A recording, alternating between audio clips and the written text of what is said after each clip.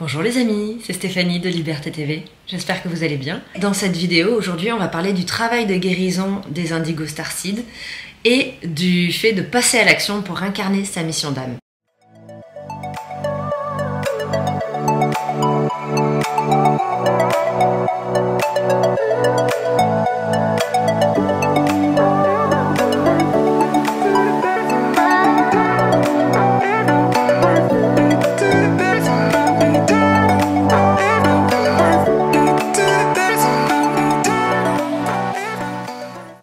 Bonjour les amis, j'espère que vous allez bien. Je suis heureuse de vous retrouver aujourd'hui avec ce sujet. J'étais en train de réfléchir dessus et je me suis dit il faut que je vous le partage. Dans l'éveil des consciences que nous vivons actuellement sur Terre, cette phase où beaucoup de gens se réveillent à la réalité en fait de nos origines cosmiques, de l'énergie sur Terre, du fait qu'on vit dans une réalité quantique et non pas uniquement physique, eh bien il y a tout un processus qui a lieu en ce moment à échelle internationale, collective. Je voudrais parler d'abord de cette première phase qui est la nuit noire de l'âme, où l'on se rend compte qu'on est bien plus qu'un petit être humain et qu'on a une âme et qu'on a plein de choses en fait à découvrir sur la spiritualité, sur les mécanismes qui fonctionnent à l'intérieur de nous, sur notre ego, sur qu'est-ce qu'on fait ici sur Terre. Cette phase de nuit noire de l'âme, comme moi je l'ai expérimentée, a duré 2-3 ans. Et elle peut durer selon les personnes, selon les individus, moins, plus. Elle peut durer très longtemps, on peut en vivre plusieurs. Une petite nuit noire de l'âme, d'1 mois ou 2, 3 mois. Ça dépend. Il n'y a pas vraiment de définition, d'accord, parce que ce sont des, ce sont des processus énergétiques. Donc forcément, l'énergie, c'est pas reconnu, c'est pas encore scientifique, donc ce ne sont pas des sujets qui sont habituels pour la majorité, on va dire.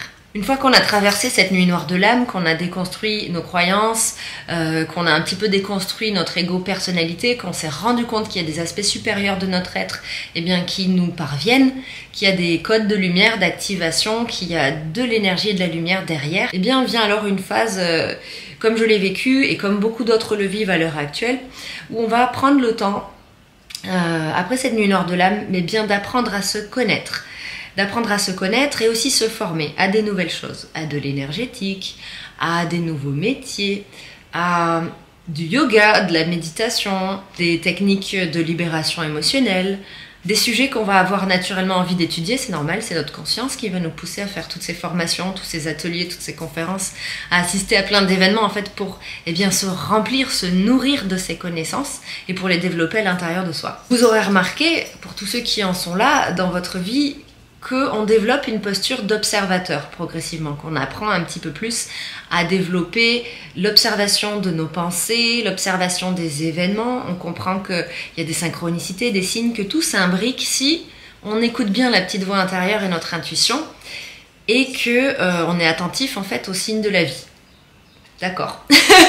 Maintenant, où j'ai envie de vous amener aujourd'hui dans ma réflexion, c'est dans le fait que d'avoir développé cette posture d'observateur, qui est plutôt une posture yin, on va dire une posture féminine, d'introspection et d'observation. Quand on a développé cette posture-là, il peut arriver que du coup on ait pris des habitudes d'observateur et non plus de passer à l'action. Cette période où on est dans cette posture d'observateur est très importante pour l'équilibrage de nos polarités.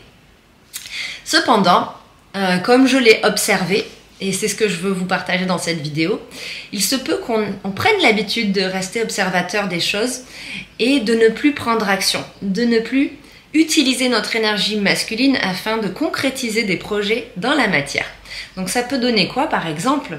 Ça peut donner des personnes qui restent en formation toute leur vie, qui étudient, qui apprennent, qui engrangent une grande partie de connaissances et d'expériences et qui, au bout d'un moment, arrivent à un stade de saturation. Je connais plein de choses, je sais plein de choses, j'ai compris plein de choses de la vie, j'ai transmuté beaucoup de choses énergétiquement à l'intérieur de mon cœur, dans mes comportements, mais pourtant rien ne change et je suis toujours frustrée, je sens cette espèce de mal-être qui continue de grandir. Quelle est la solution à ça ?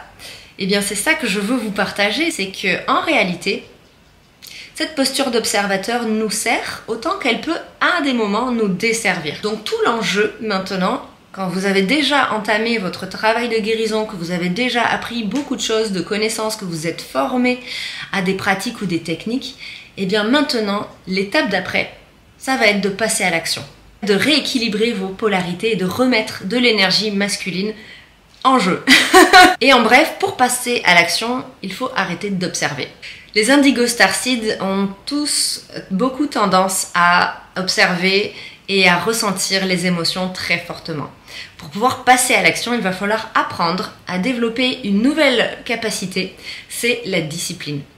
La discipline est surtout le fait d'arrêter de penser et par moments d'arrêter aussi de ressentir, de couper notre empathie, de couper un petit peu notre réception, notre perception des émotions des autres, de ce qui se passe autour de nous et notre propre analyse intérieure pour pouvoir passer à l'action, mettre de l'énergie et ne pas douter de ce que l'on entreprend. C'est une phase qui est tout aussi longue, on va dire, que cette phase d'introspection. Enfin, tout aussi longue, ça dépend bien sûr des personnes. Pour moi, dans mon cas, je trouve qu'elle est tout aussi longue parce que du coup, elle me demande de réajuster beaucoup de mécanismes intérieurs et de fonctionnements qui se sont développés et qui se sont même figés. Pour pouvoir donc un petit peu court-circuiter votre mental et votre envie, par exemple, de ne rien faire ou de vous poser, d'être dans l'énergie yin, d'être dans votre énergie féminine et d'apprécier les choses, il va falloir poser l'intention de vous dépasser, poser l'intention de vous mettre des objectifs et les atteindre. Donc ça, c'est l'énergie masculine. Je vous en parlerai un petit peu plus dans une autre vidéo, mais je voulais amener à votre attention en fait le fait que une fois qu'on a bien entamé notre travail de guérison et qu'on s'est formé à plein de techniques, stop! Arrêtez de vous former encore à plus de techniques et arrêtez de vous guérir encore plus parce que finalement, ce que j'ai compris, c'est que vous êtes guéri et ce qu'il est temps de faire, c'est de partager vos talents au monde. Partagez ce que vous avez appris au monde. Votre vérité, votre voix, votre énergie avec le monde. Et ça demande de passer à l'action. Alors vous êtes prêts? On passe à l'action ensemble? J'espère que cette vidéo vous aura inspiré, vous aura apporté des informations. En attendant, je vous embrasse très fort et je vous dis à bientôt pour une prochaine vidéo.